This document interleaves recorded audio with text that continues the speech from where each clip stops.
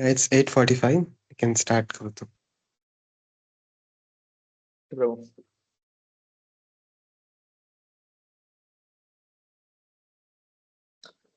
So I think we should begin now. Hello, everyone. A very warm welcome to all of you for joining us today. My name is Kautuk Kastu. I'm a member of Transcendence Student Club of ISC Bangalore, and I'll be your host for today's guitar reading session. So I'm really glad to see all of you devoting your valuable time to gain some invaluable insights and wisdom. So today is especially meaningful because this marks day one of our 18-day guitar reading series. Over the 18 days, spanning entire month, we'll journey chapter by chapter through the Srimad Bhagavad Gita, where each day we'll explore stories and practical insights from one chapter, slowly, reflectively, and with real life relevance. But before we begin, let me ask you something. Have you ever experienced an inner conflict between your sense of right and your personal liking? If yes, please raise your hand.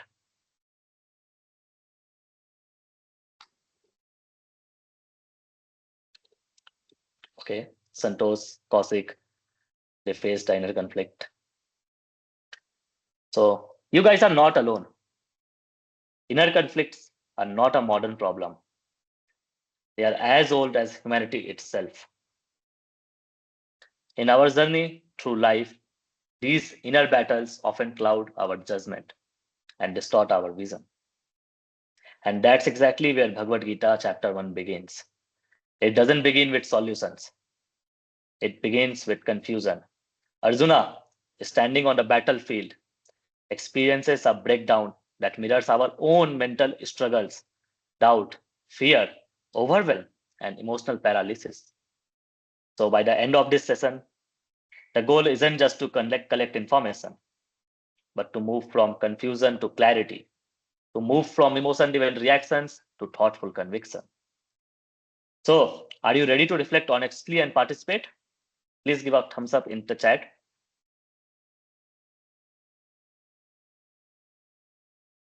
Yeah, I can see.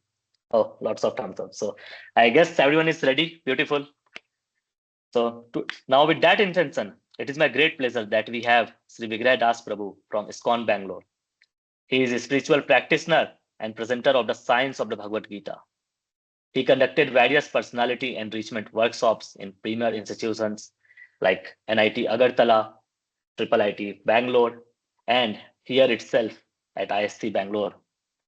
So I'd like to invite Sri Vigrah Prabhu to take over and guide us through today's session. Hare Krishna Prabhu. Hare Krishna, Kautuk, Hare Krishna. Thank you so much. So let us begin with prayers.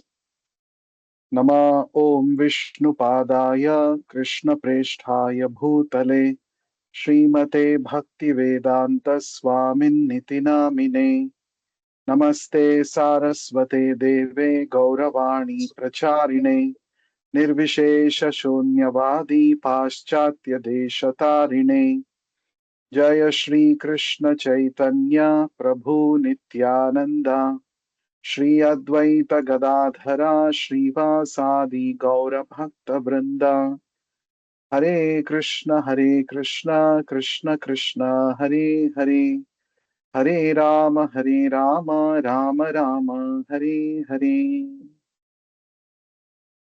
So we are starting this new series based on Bhagavad Gita summary study from today onwards, and very happy to see so many students joining this session. So the first chapter of the Bhagavad Gita, as Kautuk was mentioning, doesn't start with the solution, but it starts with a confusion of one of the greatest warriors of his times, the greatest archer, Arjuna. And this confusion came about in his mind after he came to the battlefield and he was about to start the war. So there was a chaos, a confusion, some conflicts lingering in his mind. So this first chapter of the Bhagavad Gita, which is called Observing the Armies on the Battlefield of Kurukshetra, it talks about the kind of the conflicts that Arjuna faced, not because he had some disability with respect to the fight. No, he was highly skilled, we all know, but he was emotionally overwhelmed when he saw his own relatives standing in front of him, ready to fight, and he had to literally kill them to secure his rightful claim on the throne of Hastinapura. So this chapter, we will discuss a few interesting points with some interesting case studies, and towards the end we will be having a Q&A session.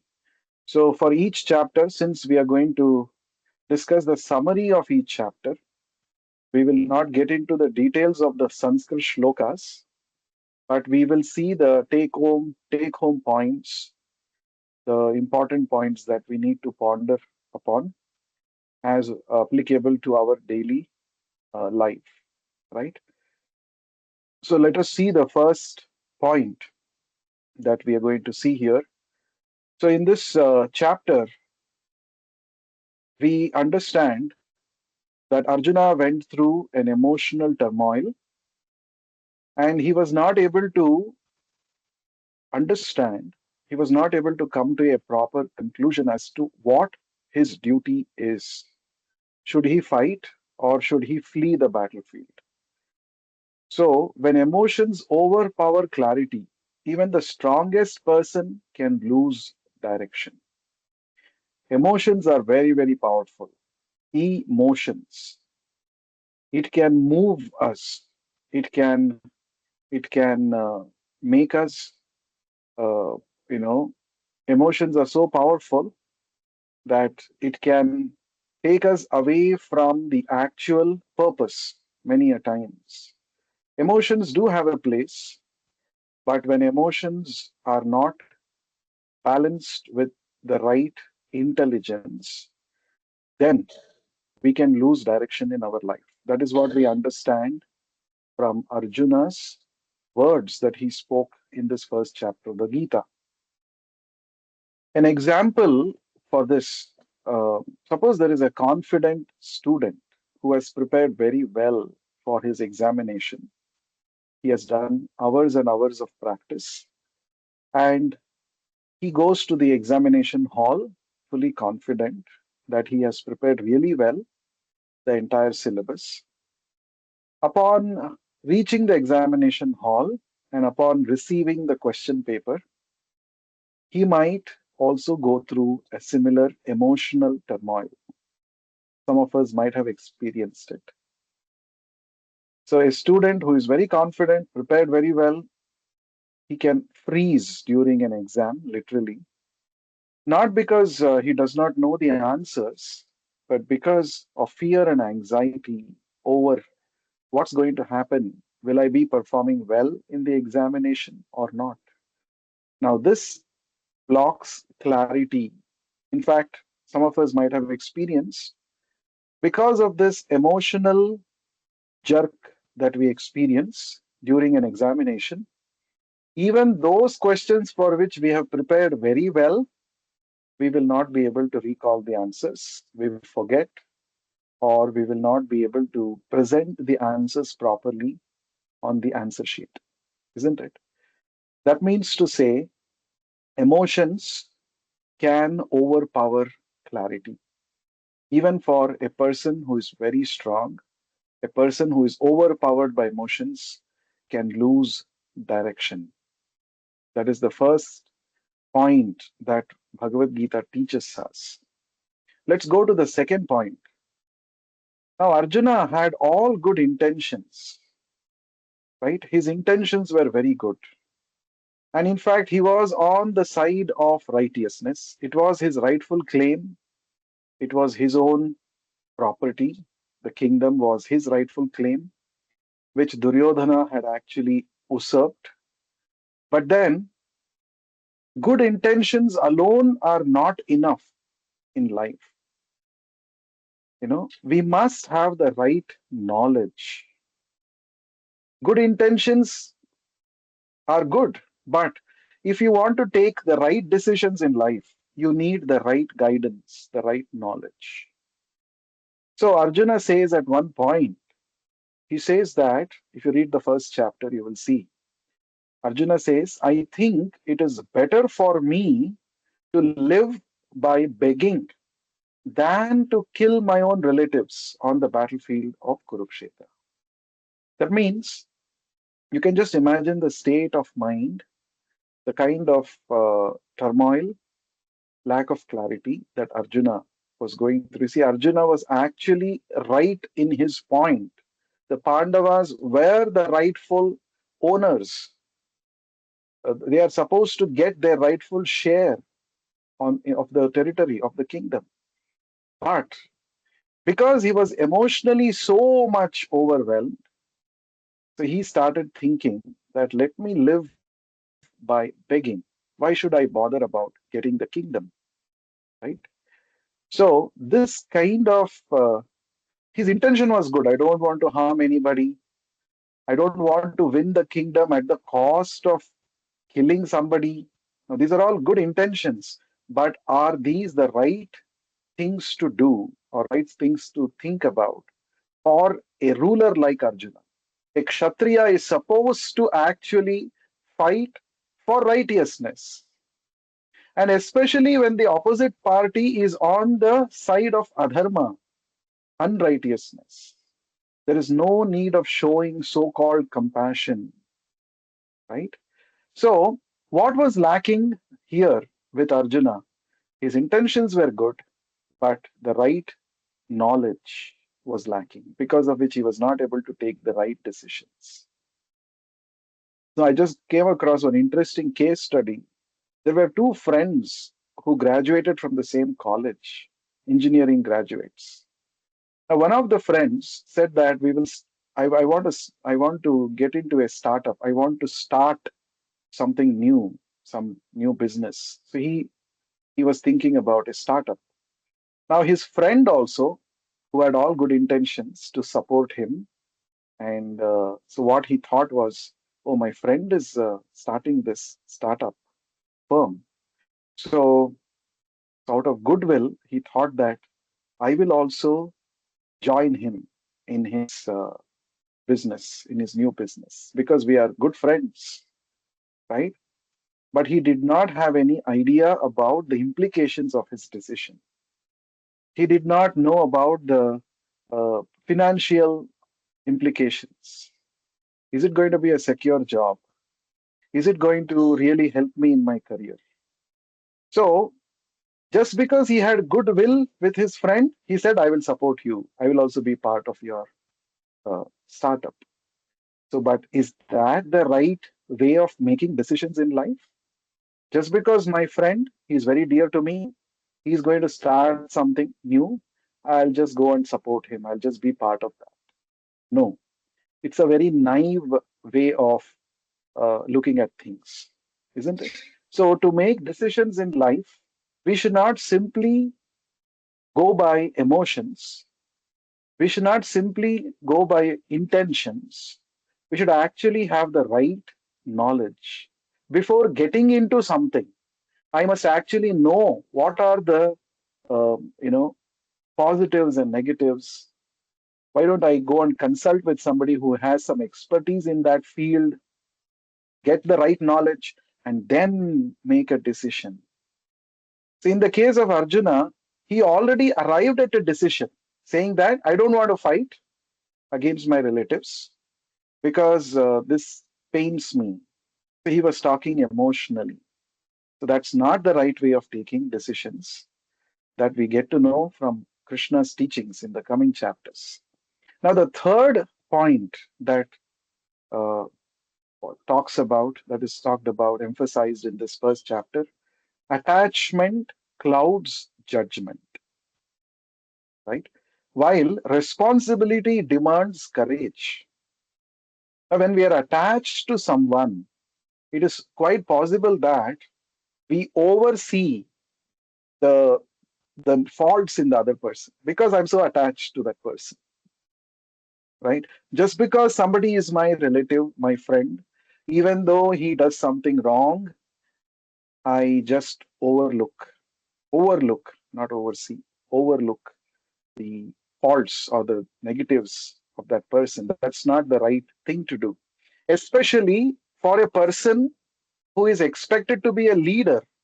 A leader must have the right understanding. He must not make judgments based on favoritism, right? This is very, very important. When you're sitting in a responsible position, you need to make some tough decisions in life. And for that, you need to rise above your attachments and hatred towards people. This is a very important lesson that we learn from the first chapter. For example, if there is a student, again, I'm taking the example of a student, and let's say he has his friend sitting next to him in the examination hall, and this student sees that his friend is actually cheating in the exam, but because he's attached to his friend, he does not report this to the teacher, to the examiner. Now, this is, it might appear to be heartless for a person to actually go and say that this person is copying, he's cheating, but actually, for his own good and for the good of the friend, he has to develop a proper vision here. He should not make judgment just because of his attachment to his friend. He must act responsibly and make the friend aware that this cheating may get you some good marks in this exam, but this is not going to take you anywhere in life. Therefore, I'm going to report this to the examiner, to the invigilator, for your good. That's what a good friend would do. So, but when we become attached, it clouds our judgment. Oh, he's my friend only, no? Oh, why should I put him in trouble by reporting him to the invigilator, right? So it needs responsibility. To act responsibly, you need courage. And many a times it is seen that attachment becomes our weakness and we lose courage. That's what exactly happened with Arjuna. The fourth and the last point that I wanted to talk about from this first chapter, feeling confused is not failure, it is the first step towards real learning. So the Bhagavad Gita begins with chaos, right? So many a times people ask why this first chapter is included in the Bhagavad Gita. Here Krishna is not speaking anything. He has not started his Gita Upadesha. Then why this chapter is included? This is included because it sets the context for the entire text of Bhagavad Gita. It also shows us that at some point of time in our life, we also go through such internal conflicts, confusion, and it is not a failure. One should not think that if one is confused about things in life, he or she is a failure. No. In fact, when do conflicts arise in your mind? When you want to lead a values driven life and you see there are a lot of difficulties to implement your values and principles in life. That is when you run into conflicts with people, with circumstances. That means you have some thought process, you have some value system which you have in mind, which you want to implement, but there are certain obstacles coming your way to implement your value system. So it is not a failure, but it is a opportunity to actually learn how to resolve conflicts and still implement your values and achieve your goals. So, therefore, feeling confused at some point in our life is actually a sign of a person who is qualified to seek wisdom, right? So, feeling confused is not at all a failure. That's what we understand from the Bhagavad Gita first chapter. Because only when Arjuna got into conflicts, he actually thought of seeking uh, wisdom from his dear friend Krishna. Many times, you know, when there is when life feels very very clear and things are all happening very nicely, you should actually doubt whether I'm doing the right thing. Because when you don't come across any conflicts, any confusions, most probably you're going astray from your goal. Quite possible.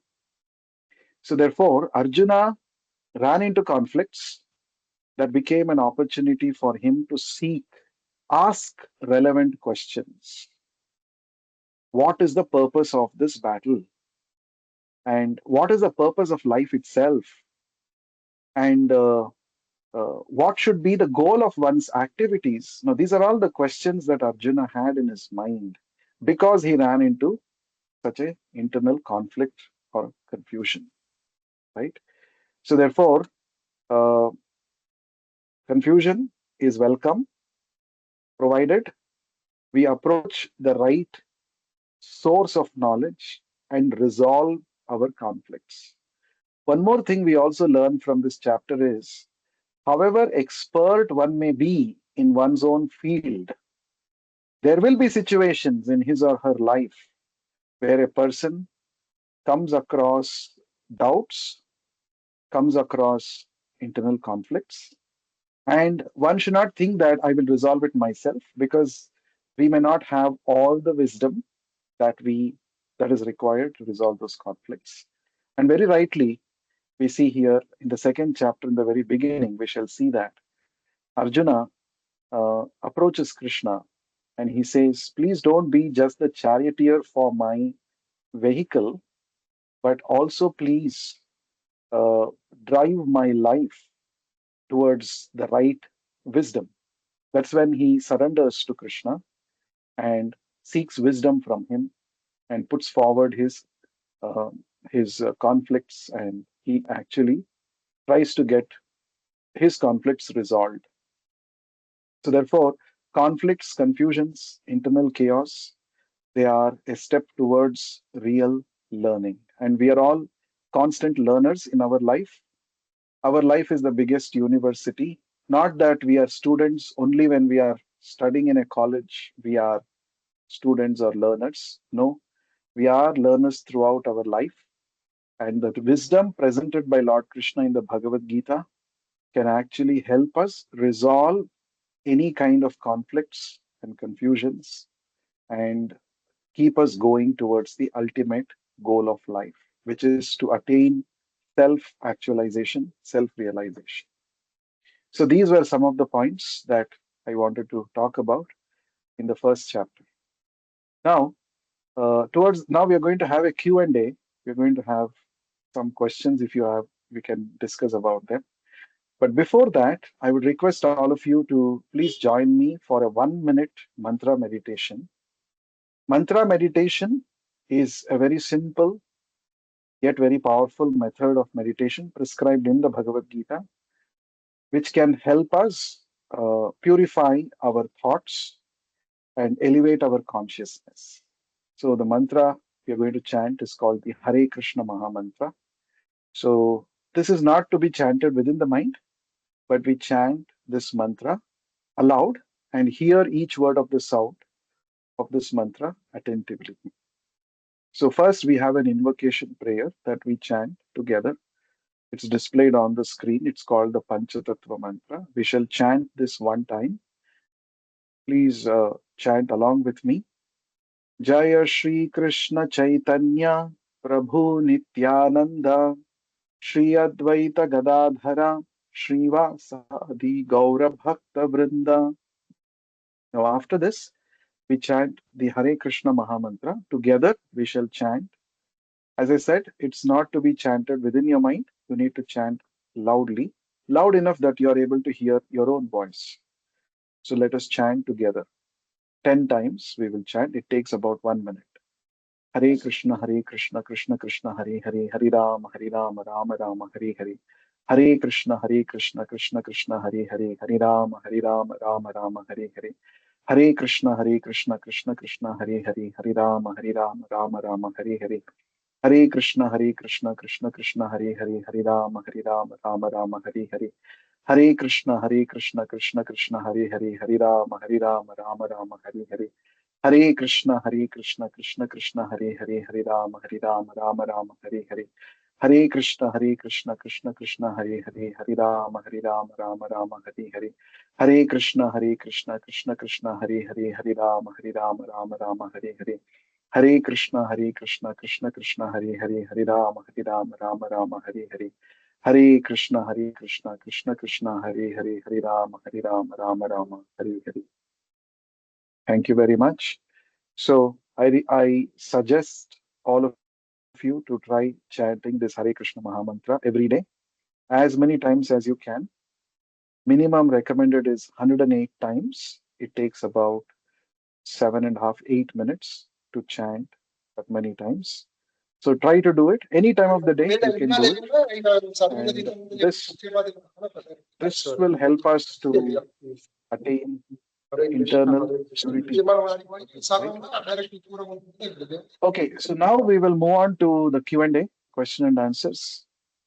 So any one of you have any questions based on what we discussed today, you can raise your hand and you can speak up your questions. So yes, tomorrow we are going to have chapter 2 discussion from the Bhagavad Gita, right? And it's called Suffering is Optional.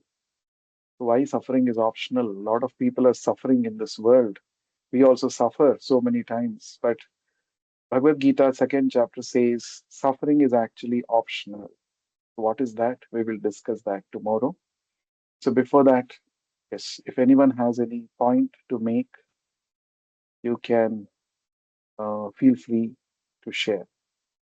Or if you have a question, you can ask.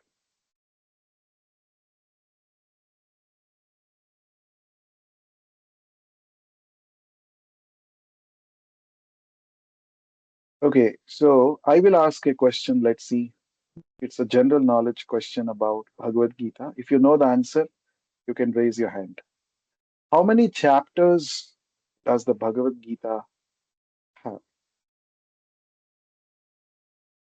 How many chapters? Okay, Degavat Dattatreya. He was the first person to raise. Let's hear from him. Yes, 18 chapters. Degavat. 18 chapters. 18 chapters. Yes, 18 chapters is the right answer. Absolutely right. Next question is, in the entire Bhagavad Gita, there are 4 speakers. Who are those 4 speakers? So, who knows this? Raise your hand. Okay, Degavat. Okay, we will hear from somebody else. Yes, I guess Kavya raised hand. yes, Kavya. Yes, Kavya. What's the answer? It would be Raja Dhritarashtra, Sanjaya, Krishna, and Arjuna. Wonderful. Very nice. So, Dhritarashtra, the blind king, and his secretary Sanjaya, who was relating the entire happenings on the battlefield of Kurukshetra to the king. And the main conversation is between the two friends, Krishna and Arjuna. Okay, how many verses has Dhritarashtra spoken in the entire Bhagavad Gita? Out of 700 verses, how many verses has Dhritarashtra spoken? Okay, who has raised the hand? Degavat. Am I pronouncing your name correctly? Degavat Dattatreya. Yes. Do you want to Yes, say? my name Yeah. is correct, but I raised it long first question, not now. Okay. You want to try this question? How many I'm verses Dhritarashtra has spoken? You're thinking. Okay. Kaushik, can you tell me who are the others who have raised the hand? I'm not So able to see it on my screen. Sakti and raised Kavya Loknath. Sakti Kavya Loknath. Shakti. Let's hear from Shakti. Shakti, are you there? Okay, Loknath, Uh, are you there? you are mute, Sakti. She turned on her video, but Okay. So Shakti, We're not able to hear you. You are Loknath. muted. Can you unmute yourself?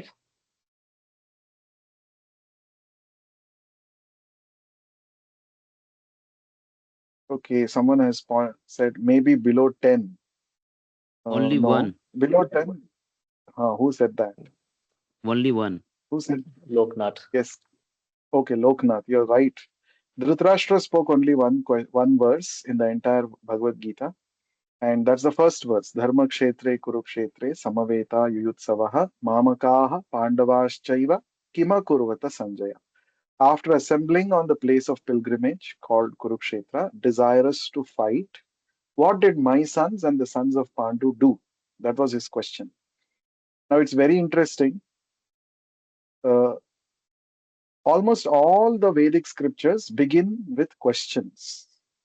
Whether it is Upanishads or it is Ramayana, even Bhagavad Gita, which is part of Mahabharata, it is beginning with a question.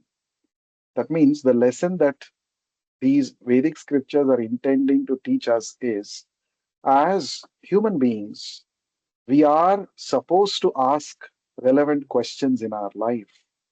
Without asking questions, you can't get knowledge. You have to seek wisdom. This is one of the prerogatives of human beings. So, therefore, asking questions, the spirit of inquiry is something which is very nicely encouraged in the Bhagavad Gita and in all the Vedic scriptures. So, asking the right questions, that's the point. So, Dhritarashtra's inquiry led into the entire narration by Sanjaya and the first chapter, as we discussed today, the conflicts that Arjuna was going through within his mind, which he presents in front of Krishna in this chapter. Okay, is there any question anyone has? If no one has a question, we can close the meeting for the day. If anyone has any question, please unmute yourself.